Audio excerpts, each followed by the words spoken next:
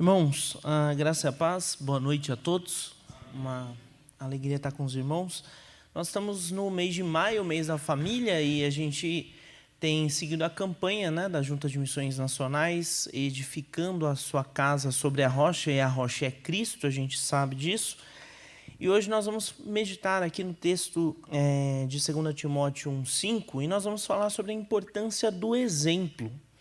E aqui a gente tem o apóstolo Paulo falando ao jovem pastor Timóteo e o convidando a relembrar sobre o legado que a avó de Timóteo, Lloyd, e a mãe de Timóteo, Eunice, deram a ele no processo de formação e principalmente em nutrir o jovem Timóteo, em alimentá-lo com as Sagradas Escrituras. O texto diz assim: lembro-me de sua fé sincera, como era de sua avó Lloyd e de sua mãe Eunice, e sei que em você essa mesma fé continua firme.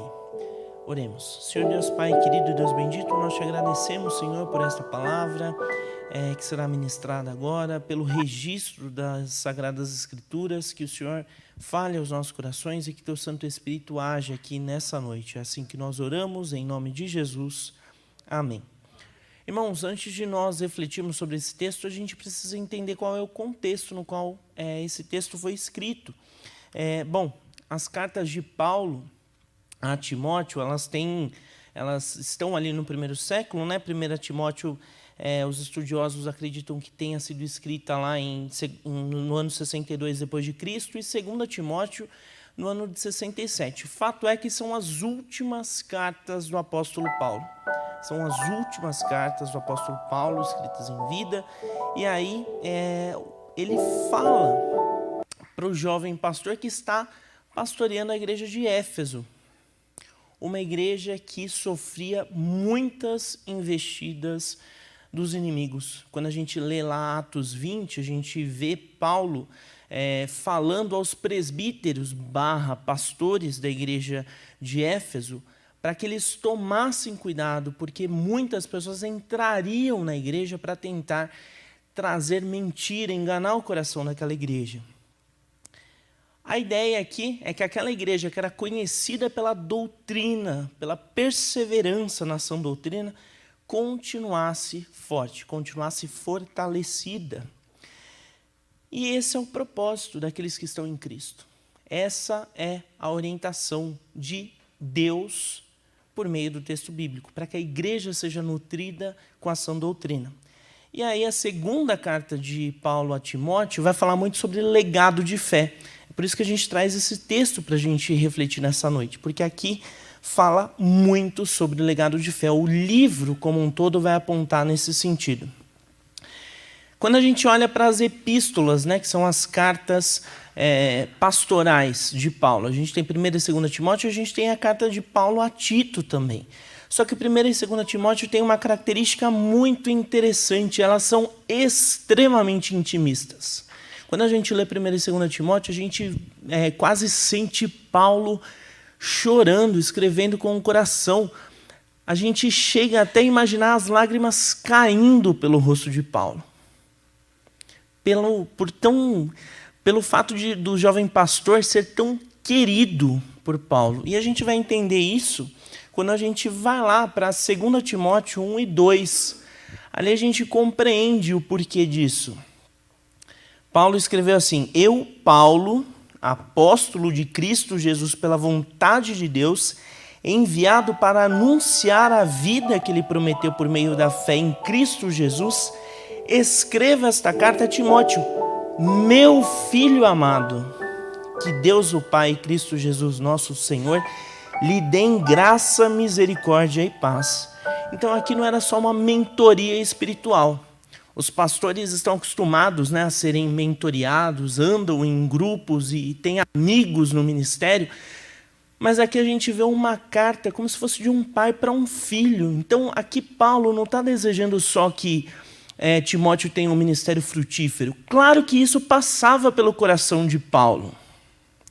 Mas aqui Paulo está desejando para Timóteo que ele seja uma pessoa, um filho de Deus, bem esclarecido, consciente do seu papel e da sua identidade em Cristo. que fosse de fato bem nutrido, para que ele tivesse orientações práticas e tivesse um ganho de vida em geral, não apenas ministerial. Aqui a orientação é muito mais ampla, a gente não está falando só de uma coisa de carreira. Aqui é uma coisa geral. Ele queria que o filho na fé fosse um homem firmado na rocha, que é Cristo. E é por isso que ele escreve para Timóteo com toda essa liberdade, porque ele escreve como se fosse a um filho.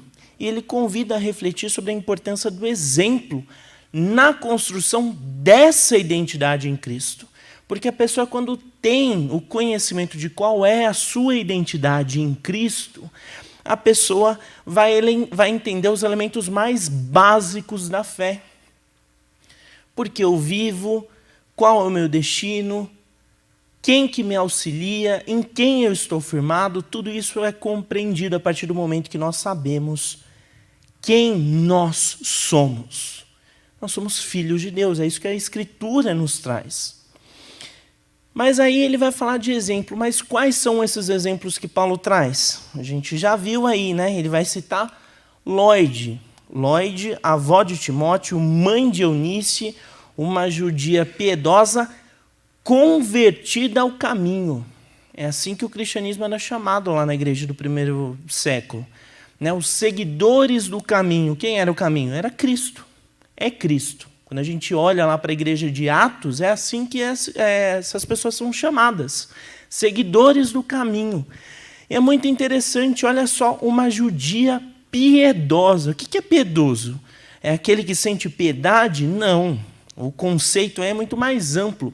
Piedoso é aquela pessoa que é temente a Deus, que crê em Deus com toda a sua força.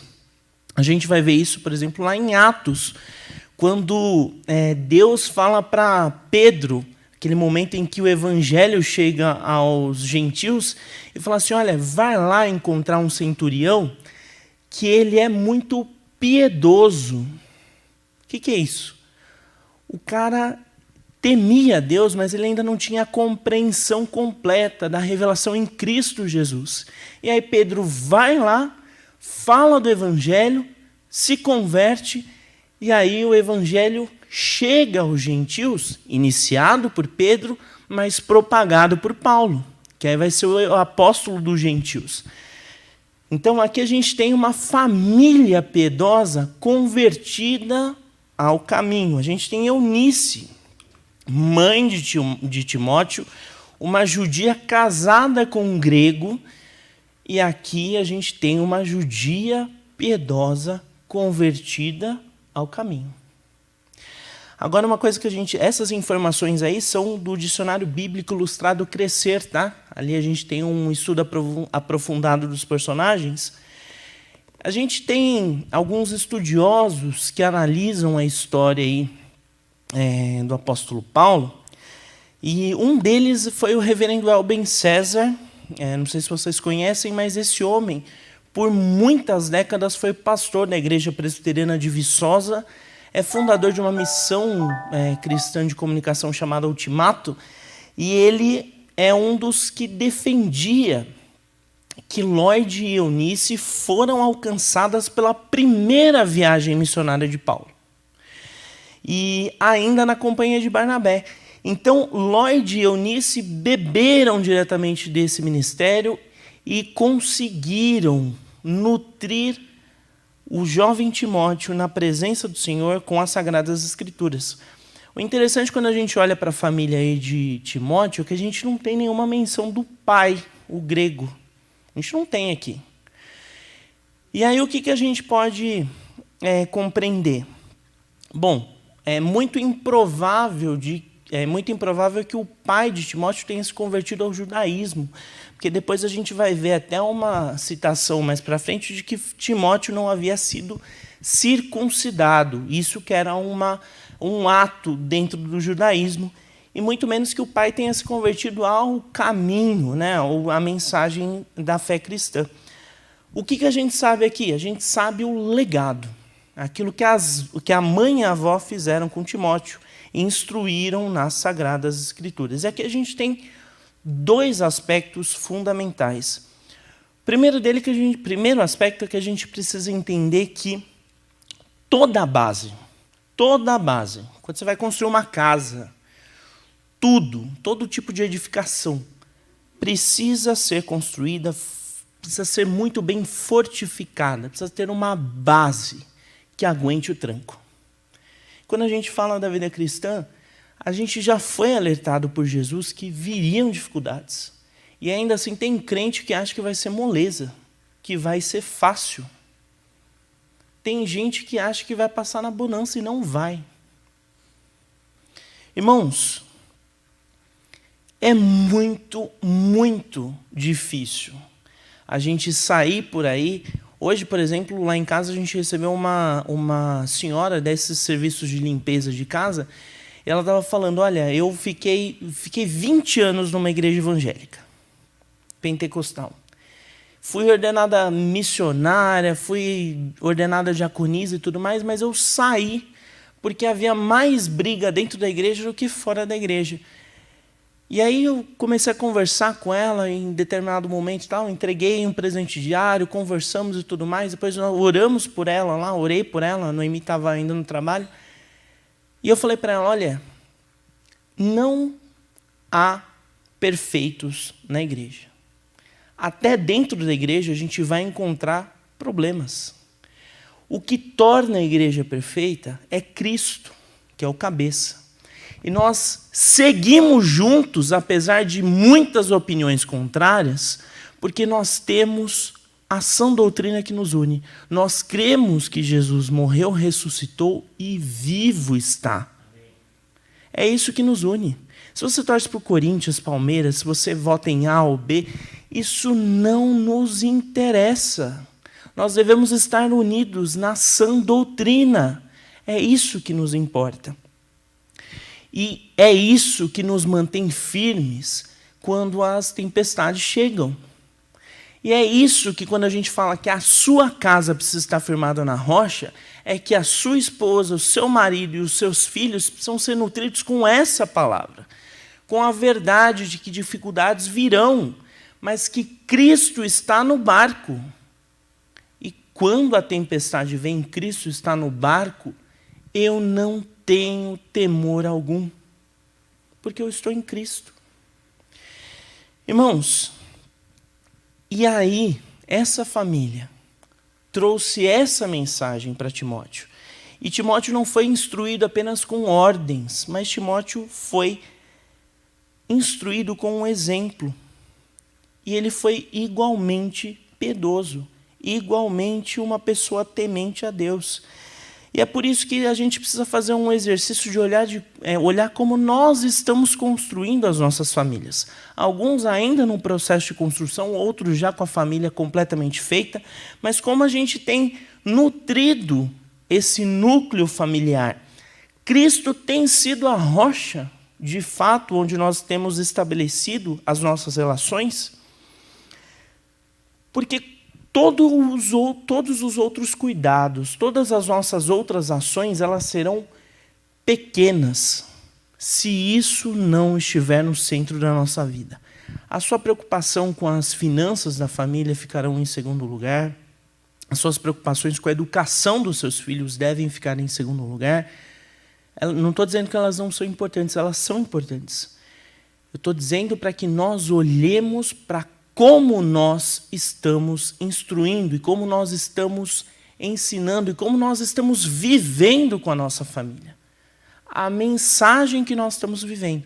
Porque domingo após domingo nós ouvimos sobre o Evangelho, nós ouvimos sobre a palavra de Deus, nós ouvimos sobre o próprio Deus, mas quando a gente sai, será que a gente faz da nossa vida um verdadeiro exemplo para que os filhos, marido e esposa testemunhem do Cristo que a gente está propagando? As pessoas têm visto a gente, de fato, refletindo a Cristo? Se a gente não tiver Jesus como base, nada faz sentido. É por isso que Paulo vai dizer para Timóteo, lá em 2 Timóteo 2:1, o seguinte: meu filho, seja forte por meio da graça que há em Cristo Jesus. O que dá força? É Jesus, é a graça. É isso que dá o suporte necessário para que a pessoa persevere. E numa atividade pastoral ainda, como o Timóteo tinha pela frente, meu Deus, é só pela graça mesmo. Porque é isso que vai nos fortalecer. É isso que vai nos fortalecer nas famílias que estão sendo iniciadas agora e nas famílias que já estão aí há muitas décadas. Quando nós estamos firmados em Cristo, é que nós podemos aprender, de fato, a partir do exemplo. Sabe por quê? Porque a gente vai ter sensibilidade espiritual. Quando a gente estiver em Cristo, a gente tiver vida com Cristo, e a gente estiver suscetível, estiver com o coração humilde a aprender do próprio Senhor, é que a gente vai ver o exemplo da caminhada dos outros e vai ver Cristo nas pessoas. E aí a gente vai absorver esse exemplo nas nossas vidas. O exemplo sincero de Lloyd e Eunice deveria ser um modelo para nós, um modelo que nós deveríamos ter tido. Alguns não são filhos, de famílias crentes, mas é um modelo que certamente nós deveríamos repetir na nossa estrutura familiar. Esse legado mesmo de educação. A gente está falando de educação mesmo. Educação bíblica. Amor pelas Sagradas Escrituras. Compreensão de fazer parte mesmo da comunhão da igreja. E aí, quando Paulo fala a Timóteo, lá em 2 Timóteo 1,5, começo da frase, diz assim, lembro-me de sua fé sincera. Quando a gente olha lá para o original, é um verbo no grego, é o verbo lâmbano. E aí o verbo ele traz a seguinte ideia. Olha, Paulo, eu estive com a sua avó Eunice, com a sua avó Lloyd, com a sua mãe Eunice, e eu vi a fé sincera. Eu testemunhei. Não foi ninguém que me disse. Ninguém escreveu uma carta. Olha, apóstolo Paulo, eu vi Lloyd e Eunice fazendo isso. Paulo está dizendo, eu vi, eu fui testemunha ocular. Eu presenciei a fé sincera dessas mulheres. E eu sei que essa fé sincera está no seu coração também, Timóteo. E é por isso que eu sei que você não está vazio, você não fica encantado por fábulas, você não anda por aí como sem um destino. Você está firmado na rocha, porque você recebeu a melhor das heranças. Você foi nutrido com a palavra de Deus. Irmãos, isso possibilitou que Timóteo fugisse, escapasse, passasse longe de qualquer perigo doutrinário, de qualquer erro teológico. E é por isso que os filhos de vocês, o meu filho, se Deus permitir que eu tenha, os netos de vocês precisam ser nutridos, porque há muita bobagem teológica por aí. Há aberrações que estão fazendo com o evangelho. Se você abrir a sua rede social, aí você vê um garoto aí, que não deve ter nem seus 15 anos, dizendo um monte de palavra que não dá nem para a gente compreender, dizendo que é pastor. Olha só. Sabe o que é isso? Isso daí é zombaria com o evangelho. Isso daí, para nós cristãos, nós deveríamos chorar assistindo aquilo lá. A gente não deveria nem dar audiência para uma porcaria daquela. Porque aquilo ali está jogando na lata do lixo a beleza do evangelho, a mensagem do evangelho que poderia alcançar alguém, a mensagem que transforma vidas. E o que a gente está fazendo? A gente deixa lá alguns segundos, a gente está dando audiência para uma pessoa que, pelo amor de Deus, está só zombando do evangelho que nós acreditamos, que nós professamos. E é por isso que a nossa juventude precisa entender quais são os perigos que circulam nos nossos tempos. A gente precisa ver primeiro quais são os perigos que estavam lá rodeando a igreja do período de Timóteo. Então vamos lá, quais eram os perigos teológicos na época de Timóteo? Isso daí principalmente à luz de Atos 20, que eu falei da conversa de Paulo com os presbíteros da igreja de Éfeso, mas vale para todo o contexto da igreja do primeiro século. Havia a presença de pessoas que deturpavam o evangelho. não muito diferente de hoje, né, irmãos? A gente precisa levar isso em consideração. Levantavam questões e dúvidas sobre as duas naturezas de Cristo. Para eles, para muitos ali que se infiltravam na igreja, a natureza humana de Cristo não existia. Eles acreditavam que havia uma energia, alguma coisa espiritual que se meio que formatava como material. Por quê? Porque para uma ala daquela época, o material era sujo, incompleto, indigno. E deturpavam a natureza humana de Jesus, mas nós sabemos que Jesus é plenamente Deus e veio nessa terra também como plenamente homem. A gente não pode anular e a gente não pode aceitar que anulem as duas naturezas de Jesus. Levantavam dúvidas sobre a salvação em Cristo. As pessoas diziam que os rituais judaicos precisavam ser praticados para que as pessoas tivessem a completude para a sua salvação.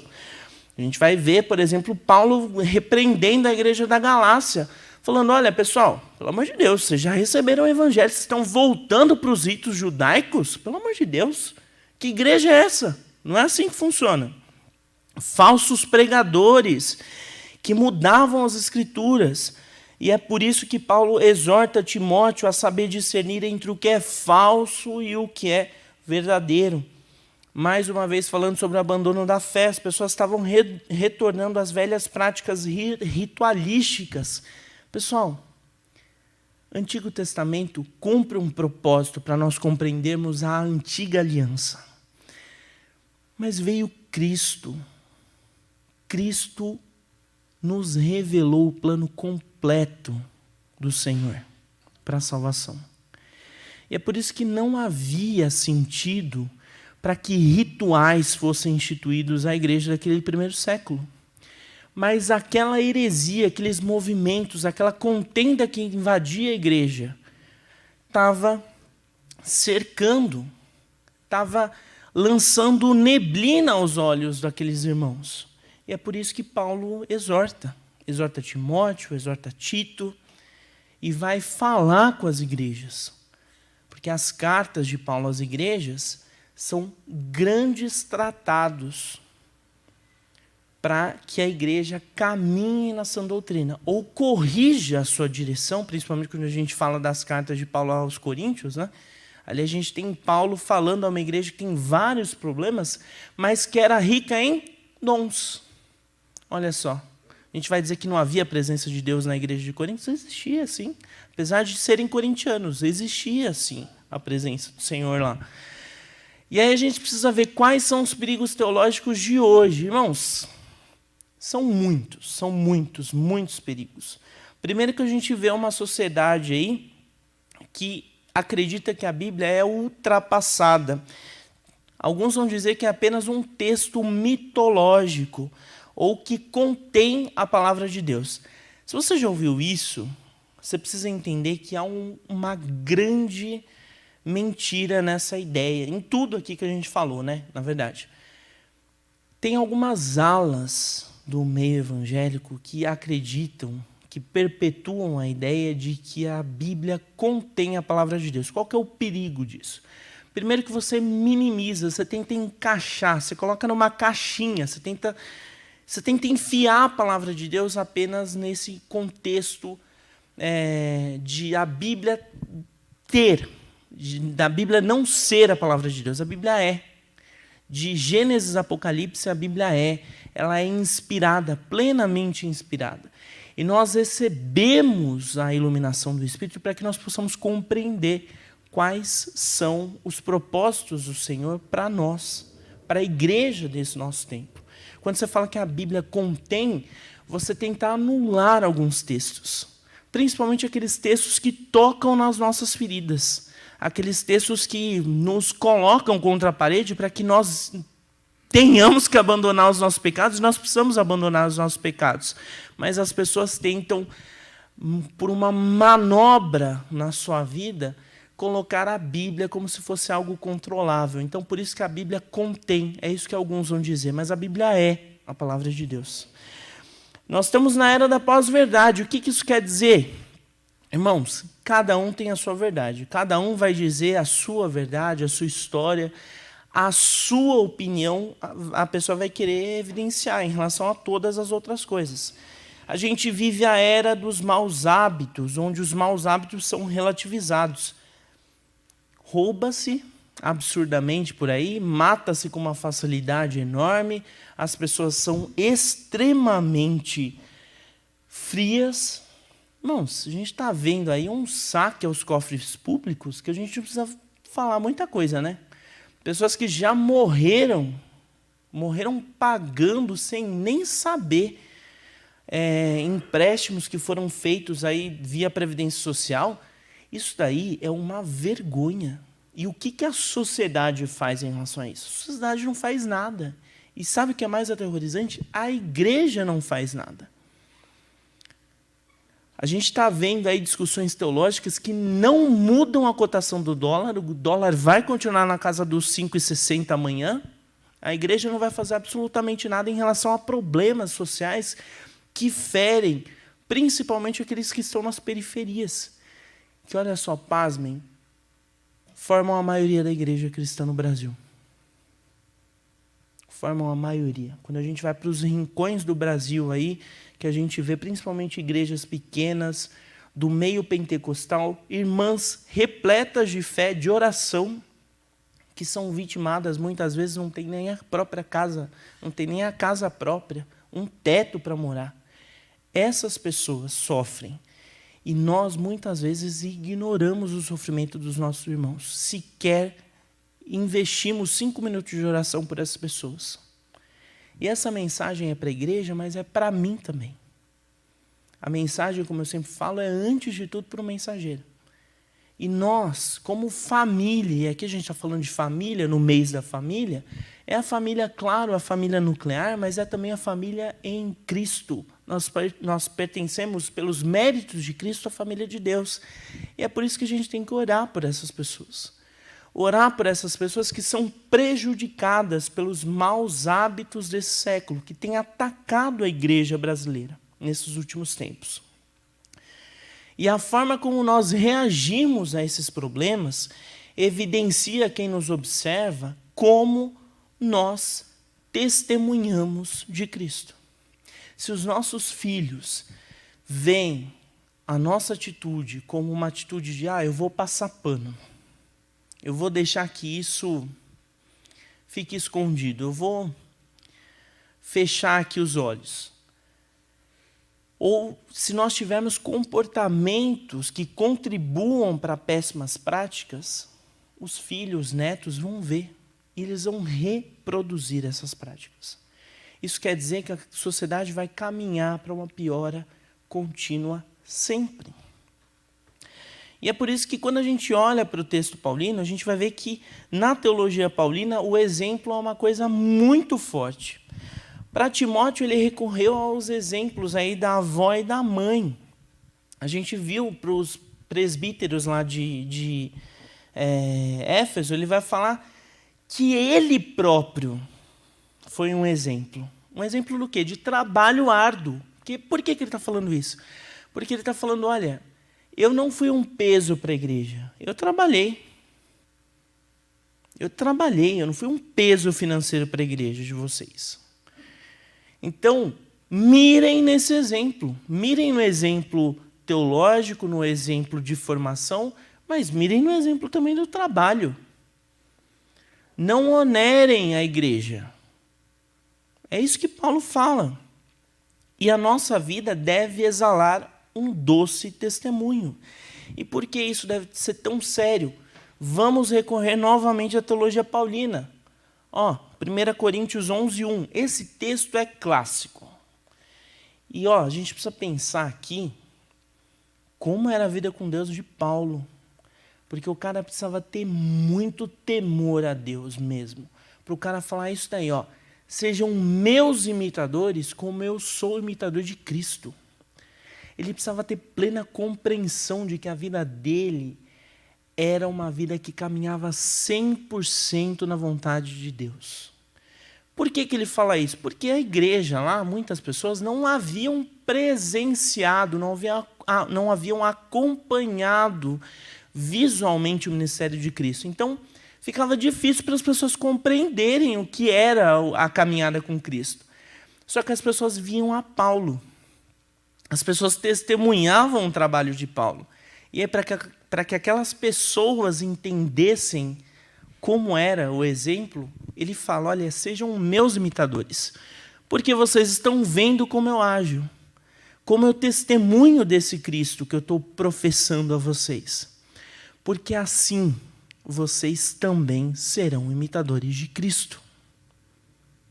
E é por isso que nós devemos mirar nas pessoas que seguem a Cristo, tendo claro a compreensão de que nós somos discípulos de Cristo, que nós seguimos a Cristo.